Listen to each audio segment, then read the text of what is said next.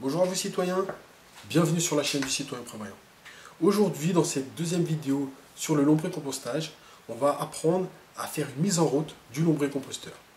Dans la précédente vidéo, je vous avais expliqué comment le fabriquer. Si une bille comme moi qui n'y connaît rien en bricolage, vous avez pu le remarquer, a pu fabriquer tout seul son lombricomposteur, vous de chez vous, vous êtes capable de le faire également. Donc, une fois que mon lombricomposteur a été fabriqué, je suis allé sur le site plusdeverre.fr. C'est un site qui marque sur une carte les différentes personnes qui font du lombricompostage à domicile et qui ont un surplus de verre. Ces personnes font des dons gracieusement à d'autres personnes écologiques qui sont sensibles à l'écologie, et qui veulent également faire du lombricompostage chez eux.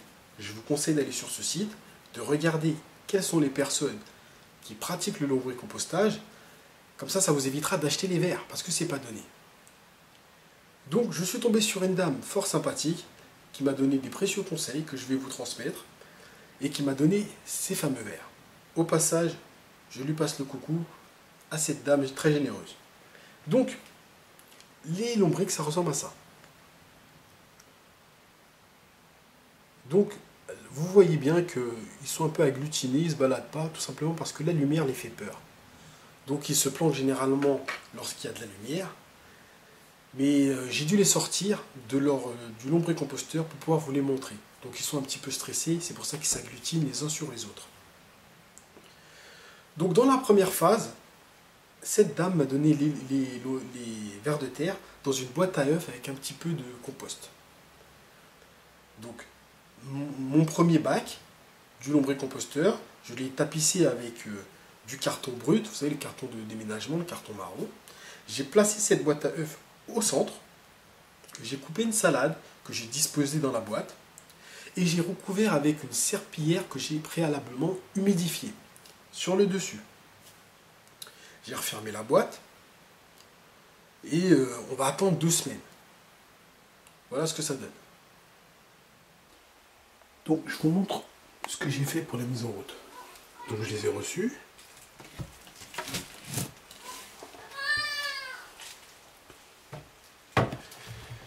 J'ai mis une petite couverture que j'ai humidifiée.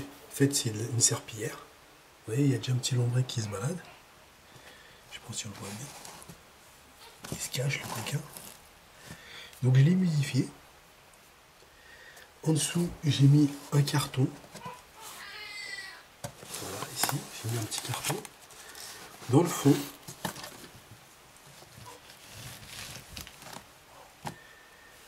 et voilà. Donc là, j'ai acheté une salade tout à fait comestible que j'ai découpée. Et je l'ai mis là-dedans, comme ça. Ça leur permettra de pouvoir s'acclimater. Et là, on va essayer de trouver des lombrics. Ils se cachent parce que comme il y a de la lumière, ils essaient de se planquer. Alors, où est-ce qu'ils sont les coquins? Ils doivent être en dessous. Vous voyez où ils se placent? Ils sont planqués là. Je sais pas si on voit bien. Voilà. Donc là, ils sont planqués. Il y en a un petit peu aussi dans... Donc il y en a un petit peu aussi dans la boîte à œufs. Ils sont en train de se planquer parce que avec la lumière, ils n'aiment pas trop ça. Donc on va les laisser là pendant 1 à 2 semaines, le temps qu'ils s'habituent. Et après, je vais commencer à alimenter mon lombricomposteur.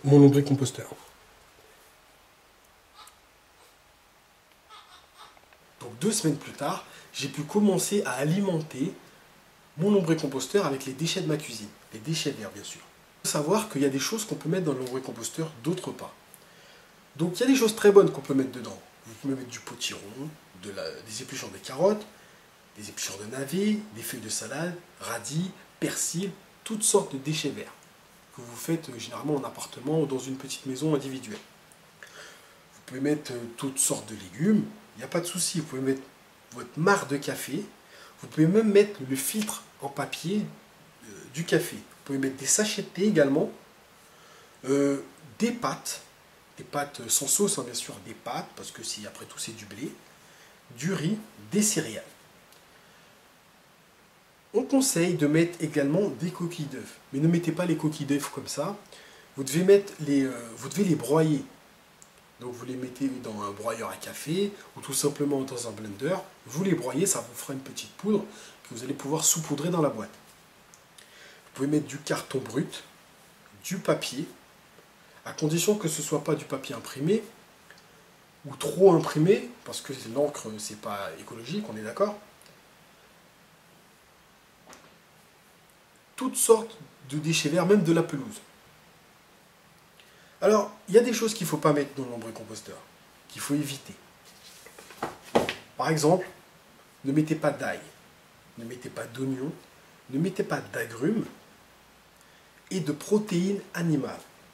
Donc tout ce qui est à base d'œufs, de viande, de poisson, ou si dans vos pâtes, par exemple, vous avez mis du beurre, ben, ne le mettez pas dans le lombricomposteur. C'est uniquement des surplus de pâtes que vous avez fait ou du riz, mais pas d'ajout.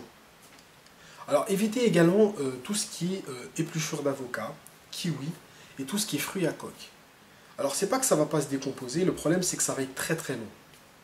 Donc si c'est pour que ça reste un an dans le lombricomposteur, parce que les vers de terre n'ont pas de dents, donc le processus naturel prendra du temps. Donc le temps que ça se décompose, tout le compost autour sera fait et vous allez vous retrouver avec des morceaux de coque à bois, de peau de kiwi ou d'avocat.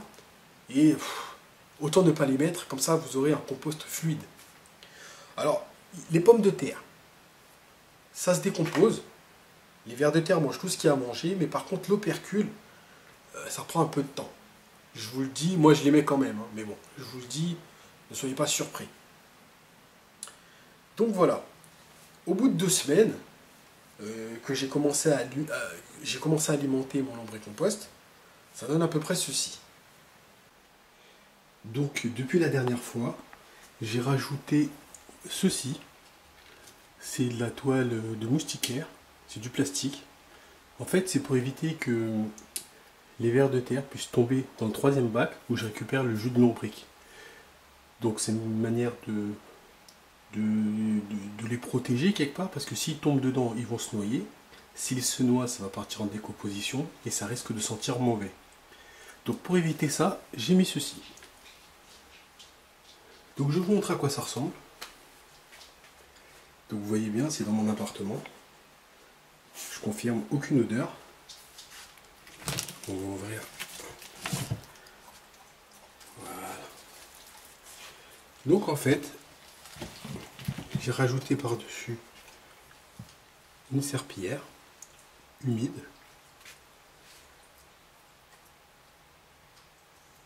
Et en dessous, il y a le fameux carton. Donc là, c'est une pousse de potiron, parce que j'y avais mis un peu de potiron. Donc je pense que ça a germé. Donc on va regarder ce que ça donne en dessous. Donc dès qu'on va lever ça, vous allez voir tous les vers de terre qui vont essayer de se planquer. Voilà.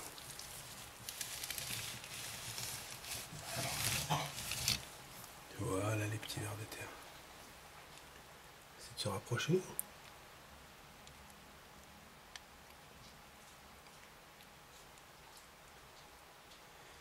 Voilà à quoi ça ressemble. Il y en a un peu caché là.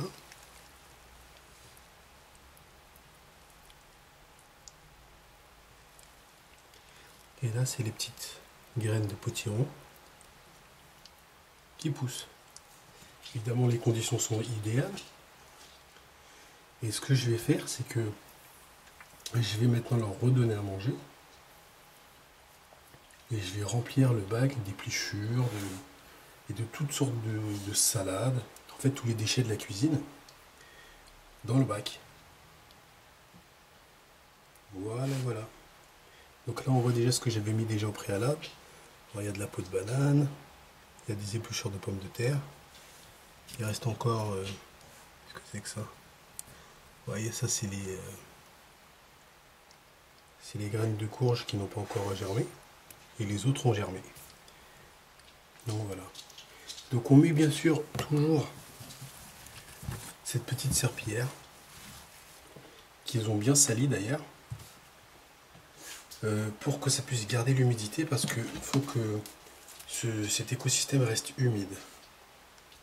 Pensez quand même à ne pas oublier de mettre un film type moustiquaire entre le deuxième et le troisième bac pour éviter que les vers de terre puissent tomber dans le bac où vous récupérez le jus de lombric. Parce que s'il tombe dedans, je vous l'ai déjà dit précédemment, ça va se décomposer et ça risque de sentir. Pour ceux qui m'avaient posé la question dans la première vidéo, ça ne sent rien. Enfin si. Mais uniquement lorsque vous ouvrez le bac, et ça ne sent pas une odeur de pourri. Ça sent une odeur de sous-bois. Lorsque vous vous baladez dans les bois, il y a cette petite odeur de feuilles mortes, si vous voulez. Ça sent la forêt, tout simplement. J'espère vous avoir donné envie de pouvoir, vous aussi, vous mettre au lombricompostage à domicile. Je vis en appartement, donc c'est tout à fait faisable. Ça ne prend pas de place, ça ne sent pas mauvais. Je vous invite à ne pas oublier de me laisser un petit commentaire si vous avez d'autres questions. Abonnez-vous si ce n'est pas déjà fait. Partagez cette vidéo sur vos réseaux sociaux. Et je vous dis à très bientôt pour une nouvelle vidéo. Allez, préparez-vous. Ciao, ciao.